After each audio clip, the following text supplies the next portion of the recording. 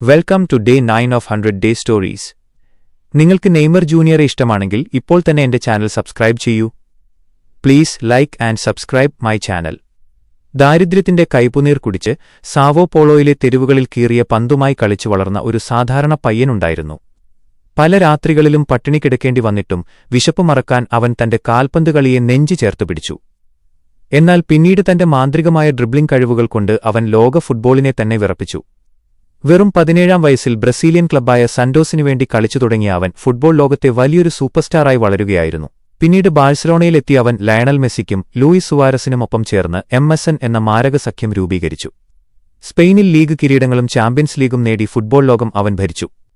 Football ചരിത്രത്തിലെ ഏറ്റവും ഉയർന്ന ട്രാൻസ്ഫർ തുകയായ 222 മില്യൺ യൂറോയ്ക്ക് ഫ്രഞ്ച് ക്ലബ്ബായ PSG-യിലേക്ക് ചേക്കേറിയ അവൻ പിന്നീട് ഇതിഹാസതാരം പെലെയുടെ റെക്കോർഡുകൾ പോലും തിരുത്തിക്കുറിച്ച് ബ്രസീലിന്റെ എക്കാലത്തെയും മികച്ച ഗോൾ വേട്ടക്കാരനായി മാറി. കരിയറിൽ ഉടനീളം കടുത്ത പരിക്കുകളും വലിയ വിമർശനങ്ങളും വേട്ടയാടിയപ്പോഴും കളിക്കളത്തിൽ സുന്ദരമായ ഫുട്ബോൾ കളിച്ച് ആരാധകരെ വിസ്മയിപ്പിച്ച ഒരേയൊരു രാജാവ്, അതാണ് Neymar D Silva Santos junior. ഇതാ ജൂൺ 11-ന് ഈ വർഷത്തെ ഫിഫ ലോകകപ്പ് ആവേശം ആരംഭിക്കുകയാണല്ലോ.